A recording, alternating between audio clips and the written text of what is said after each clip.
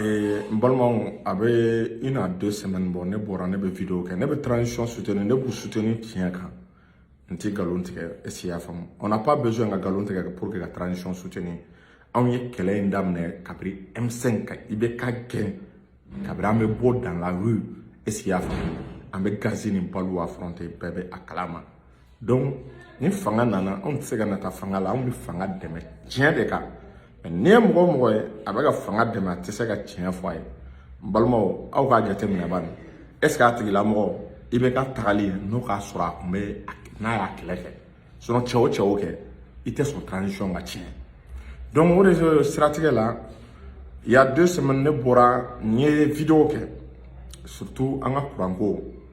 balimaw kuranko gɛlɛyara dogo t'a la kuranko gɛlɛyali n'i ko k'i b'o masquer n'i da ye balimaw c'est que i bɛ ko wɛrɛ de ɲini na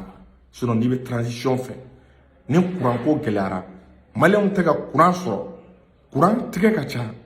ne bolo i kan ka kɛ mɔgɔ ye mɔgɔ min kan ka o dénoncer ne y'a dénoncer à chaque fois n'i ye fɛn dénoncer i b'a dénoncer i bɛ proposition kɛ mais i bɛ mun de ye i b'a ye activiste wɛrɛw bɛ bɔ est-ce qu'il y a faamu oui non ça va bien est-ce qu'il y a faamu nin panne de tun bɛ yen nin panne de tun bɛ yen nin de tun bɛ yen nin de tun bɛ yen tuma bɛɛ k'an b'a essayer k'an bɛ kuma dɔw masquer n'an da ye c'est-à-dire a tɛ marcher en tout cas ne kɔni ne tɛ yanni diɲɛ wuli cɛ n tɛ don a logique kɔnɔna la parce que ne tɛ nkalon tigɛ maliyɛnw ye kuranko tigɛ degun b'u kan ka tila k'an sigi o de la n'a y'a ye ni tile filanin na kunun ka se bi ma page caman bɛ k'a bila ko kurantigɛ nɔgɔyara k'a bɛ tile damadɔ bɔ est-ce qu'il y a faamu journaliste dɔw y'a bila ko kurantigɛ nɔgɔyara k'a bɛ tile damadɔ bɔ ko mɔgɔ tɛ k'a kuma fɔ bon n balimaw an ɲɛ bɛ ne wɔsi cogo la n bɛ ka nin vidéo in kɛ bi est-ce qu'il y a faamu a tɔgɔ bɔtɔ filɛ kɔnɔ Kanto Dawurabugu est-ce qu'il y a faamu ni bi tɛ comment on appelle là ni bi tɛ le 3 ou bien le 4 excusez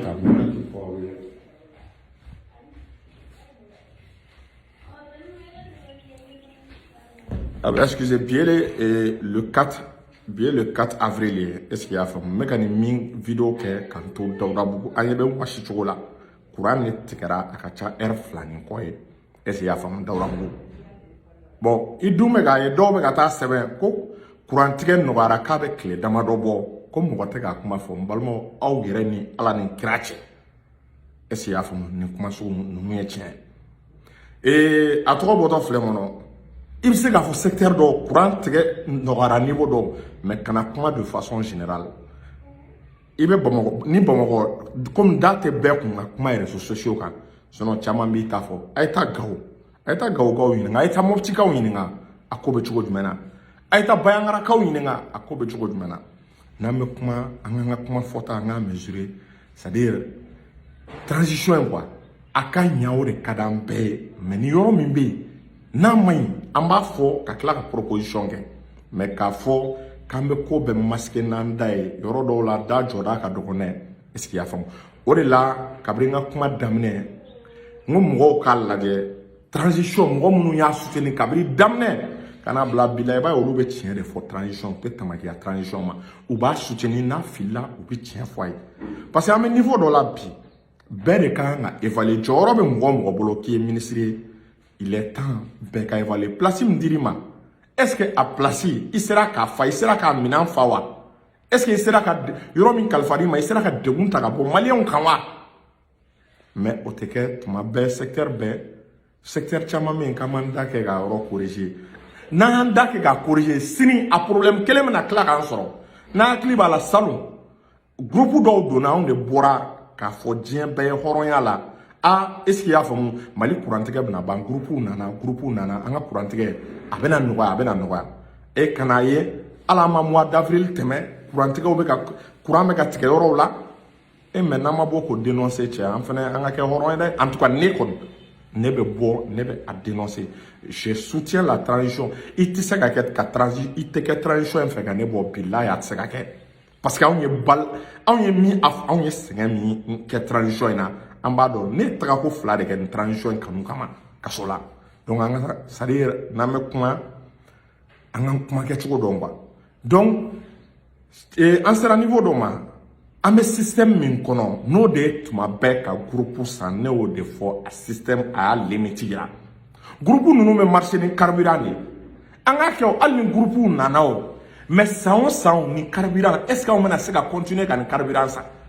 sans mena continuer ka se ka ni groupe carburant ça jamana fa développera ayta jamana la nous développera ni groupe de ou bien nous développera ni barrage de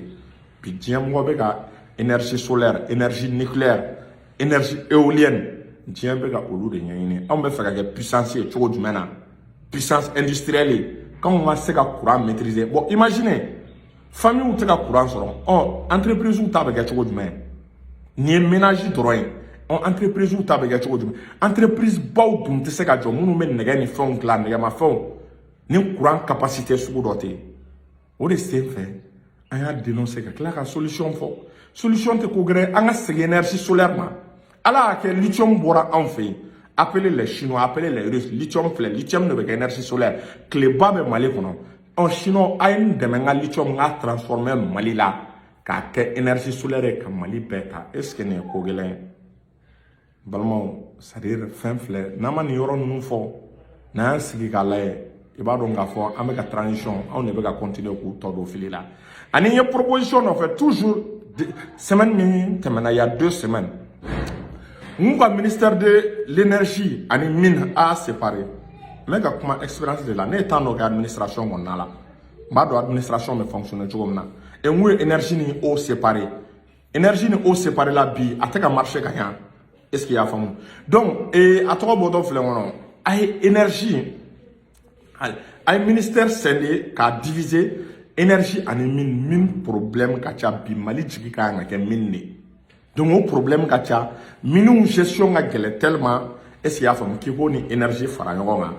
mo kele nga beshire ay est-ce qu'il y a femme ay ministère cla aka mine to double aka énergie to double donc au stratégie là iba no kera absega le tuni amasega mogobo a placer là ante mogo shiko ka mogobo a placer la gouvernement na mais absega mogo yelema na secteur de confier dollar na bara gelarama aba secteur permetté abo tigila mogo bla kata yoro la ka mogo wore bla kana tigila mogo remplacer donc o permutation aba to efficacité est-ce ya famu o ve soro bara konnala donc ni ayni pratique nunun ke angana yoko nege abenya parce que risque d'ore be mesega a risque yamune naman koloshi anga mali akana ke Musa Traoré ka mali ko Musa Traoré ka mali iba e kafo armée yana ma kumbe abulo économie okunte économie ngbe soro la mali entreprise ba be bina Musa ka tanela est-ce qu'il y a femme armée yana ma kumbe bon ni pouvoir femme bete c'est un pouvoir fragile à pouvoir dono est-ce qu'il y a femme ala kan kisi a chemain quoi donc pouvoir mini armée be ga monter en puissance économie be ga monter en puissance au pouvoir des pouvoirs solides au pouvoir de se ga sambina ninga fente se ga pouvoir so sinon kele ni adam na kongo be kele chembe bulo est-ce qu'il y a femme ore la mali la malanga nga réforme do ka mega suma au domaine na ça le côté militaire ça va Dieu merci ça va ay yelema baminga côté militaire là en tant ngo yelema ba de strata côté économique là est-ce qu'il y a femme nous fla be tan ñoy de même ni do ñinga do ba fu non an ni concentré armée kanga ina économie on ala chafanga avec la effondrer ibolo est-ce qu'il y a femme nous flabe tan ñoy ni ay réussir ka résister bi parce que économiquement toi bu fil là ou ka calcul là ou ko akil la ko réussir la ben économiquement ja réussir la ben économiquement ka teme européen et je suis là ben no économiquement ka teme européen ore ato bi la Russie résiste sono ni minan ko drondo minan me réussir bolo mais ni warmouté comme maintenant entretien ga tiaw entretien ga be kala ga chod mana donc la Russie a une très bonne économie donc Mali fanela il faut que anga oreke secteur dobe anga nani innovation là anga nani innovation mine anga nani innovation énergie là anga nani innovation agriculture là et si ya famu et agriculture tagala donc do engrais ko kuma be engrais ko problème mais Sénégal a beaucoup plein même muna yana nga ta fanga ma sentiment be ante alternative do yini engrais be glani matière première fin a bébé Mali kono amuna era ta ina nga engrais glan ere gouvernement era tissendo engrais glan amuna mais nous les initiatives un ministre ni mo aramade ngena ministre est-ce qu'il y a femme il faut avoir des visions kabrimana vision de bilani nana meaning ken innovation wa soro isura experience chama mila orola ay ministère ou confier mo la a capacité bila donner à kila wa soro experience itemena oro do la i ka prévu no ka fon ira mais ça dit il va souvent au politique au début anje n'a mana au politique kono amay parce que risque mi gagner l'assurance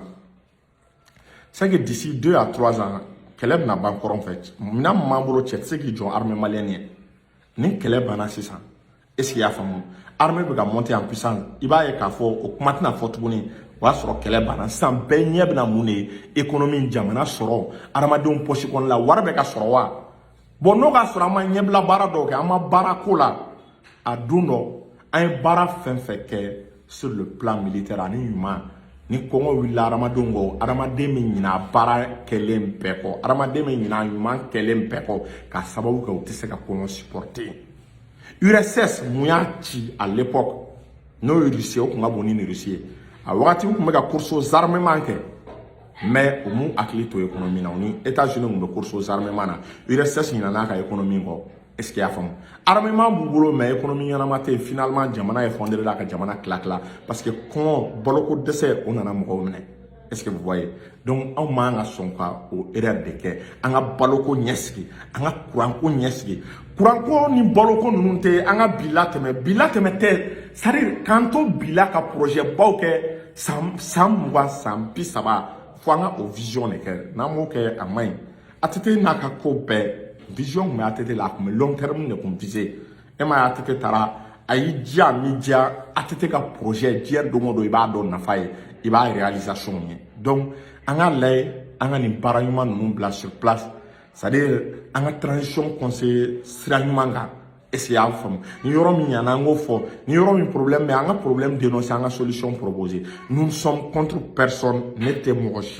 mogoshi jugatina no ka soro mesune la ni mega ni foko do nyenwa de bena ko do juwa de bena la kana sumne essayer à faire mais meka fo njoroli ne to wa ne ndante suno quoi parce que nyebe feno la ni kele banadro na man koloshi